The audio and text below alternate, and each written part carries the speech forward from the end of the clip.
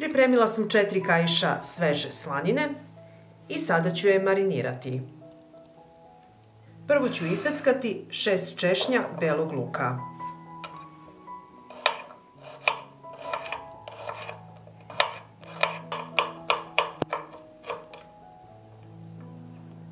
Seckani beli luk dodajem u činiju sa slaninom.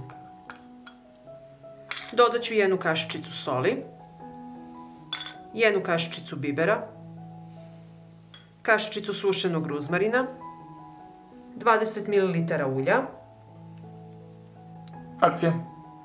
i sok od pola limuna. I sve ću to utrljati u slaninu.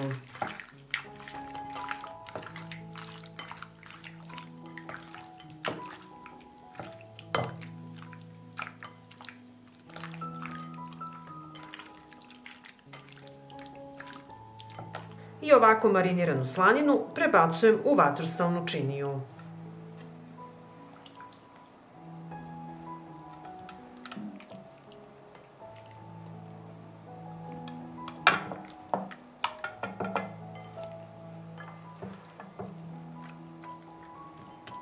I preliću sa ostatkom marinade. Odozgo ću staviti 1 grančicu svežeg ruzmarina i prekriti sa papirom za pečenje. I odozgo ću staviti i aluminijumsku foliju.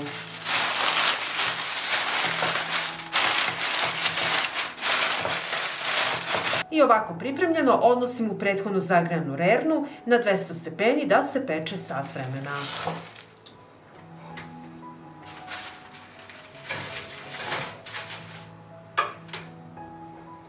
I evo nakon sat vremena u rerni izvadila sam meso i uklonit ćemo foliju. I meso vraćam nazad u rernu na 200 stepeni još 20 minuta. I evo nakon dodatnih 30 minuta u rerni slanina je gotova i sada ćemo je poslužiti.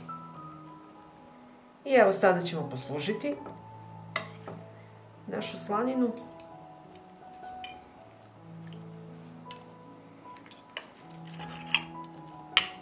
Pogledajte kako to prelepo izgleda.